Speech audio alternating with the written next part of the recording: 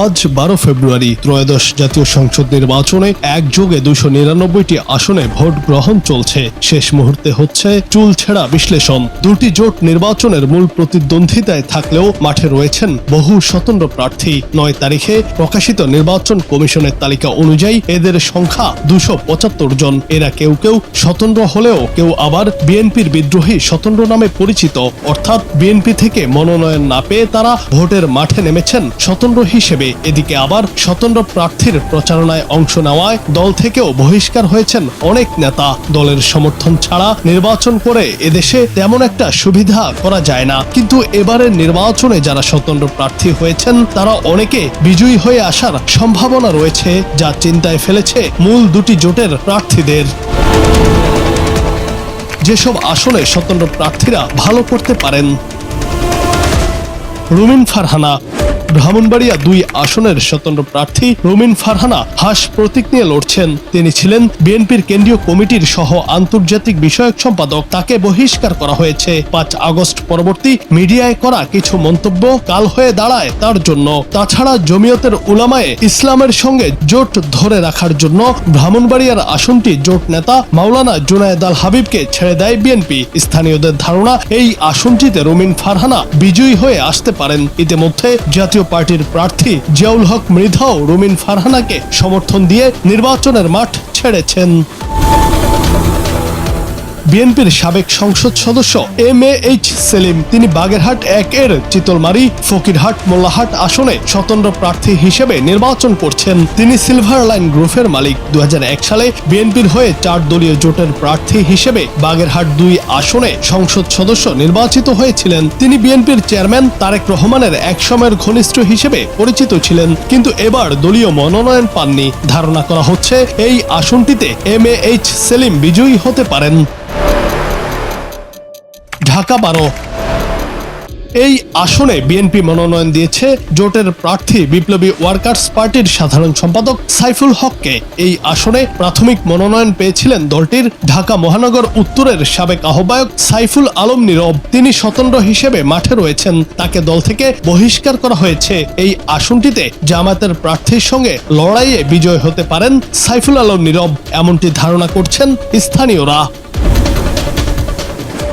ঝিনাইদহ 4।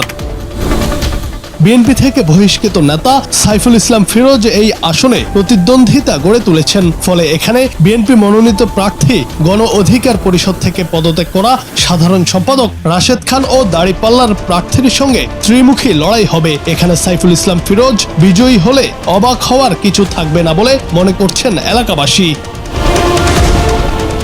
নড়াইল 2। এই আসনে বিএনপি মনোনয়ন দিয়েছে ডক্টর ফরিদুজ্জামান ফরহাদকে। এখানে স্বতন্ত্র প্রার্থী জেলা বিএনপির সাধারণ সম্পাদক মনিরুল ইসলাম, যাকে দল বহিষ্কার করেছে। জামাত বিএনপির স্বতন্ত্র ত্রিমুখী প্রতিদ্বন্দ্বিতায় স্বতন্ত্র প্রার্থী মনিরুল বিজয়ী হওয়ার সম্ভাবনা রয়েছে বলে জানিয়েছেন স্থানীয় ভোটাররা। মুন্সিগঞ্জ 3। এই আসনে স্বতন্ত্র প্রার্থী মোহাম্মদ মহিউদ্দিনের অবস্থান ভালো বলে জানা গেছে। এখানে বিএনপি মনোনয়ন দিয়েছে দলের কেন্দ্রীয় কমিটির সমাজ কল্যাণ বিষয়ক সম্পাদক মোহাম্মদ কামরুজ্জামান রতনকে। অপরদিকে স্বতন্ত্র প্রার্থী মহিউদ্দিন জেলা বিএনপির সদস্য ছিলেন। স্বতন্ত্র প্রার্থী হওয়ায় দল তাকে বহিষ্কার করেছে। পটুয়াখালী 3।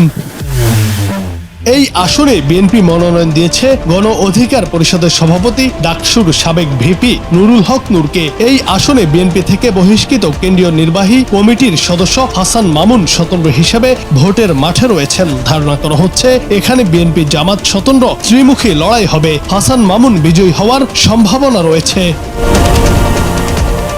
বিএনপিতে যোগ দিয়ে হবিগঞ্জ 1 আসন থেকে ধানের শীষ পেয়েছেন আম জনতার দলের প্রতিষ্ঠাতা আহ্বায়ক রেজা কিবরিয়া। এখানে স্বতন্ত্র প্রার্থী হওয়ায় বিএনপির কেন্দ্রীয় সদস্য ও সাবেক এমপি শেখ সুজাত মিয়া দল থেকে বহিষ্কৃত হন। জানা গেছে তৃণমূল বিএনপির পদধারী সাবেক নেতা এবং সাধারণ কর্মীরা সুজাত মিয়ার সঙ্গে রয়েছেন। হাড্ডাহাড্ডি লড়াইয়ে স্বতন্ত্র বিজয়ী হতে পারে।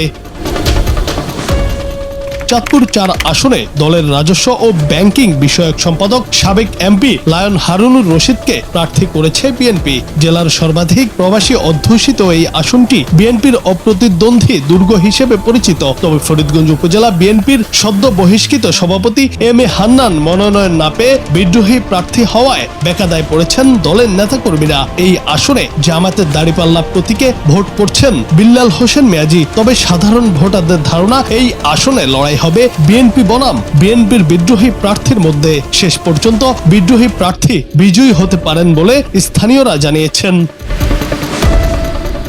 নাটোর 1 আসনের স্বতন্ত্র প্রার্থী তাইফুল ইসলাম নির্বাচনে জয়ী হওয়ার সম্ভাবনা রয়েছে। তিনি বিএনপির কেন্দ্রীয় সহ দপ্তর সম্পাদক ছিলেন। দলীয় মনোনয়ন না পেয়ে স্বতন্ত্র প্রার্থী হওয়ায় সম্প্রতি তাকে বিএনপি থেকে বহিষ্কার করা হয়। এখানে বিএনপি মনোনয়ন দিয়েছে সাবেক মন্ত্রী প্রয়াত ফজলুর রহমান পটলের মেয়ে ফারজানা শারমিন পুতুলকে।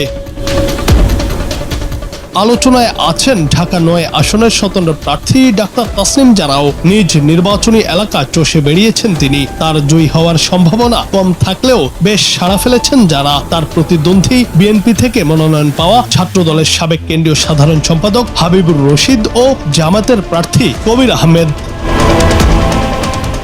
এদিকে ময়মনসিংহ 1, ময়মনসিংহ 10, ময়মনসিংহ 11, নেত্রকোনা 3, কিশোরগঞ্জে 1, মানিকগঞ্জে 1, নওগাঁ 6, মাদারীপুর 1, মাদারীপুর 2, টাঙ্গাইল 3, টাঙ্গাইল 5, সুনামগঞ্জ 3, নারায়ণগঞ্জ 3, পাবনা 6 আসনগুলোতে স্বতন্ত্র প্রার্থীরা ত্রিমুখী লড়াই গড়ে তুলে অনেকে বিজয়ী হতে পারেন বলে ধারণা করা হচ্ছে। জুনায়েদ আহমেদ, বাংলা টিভি।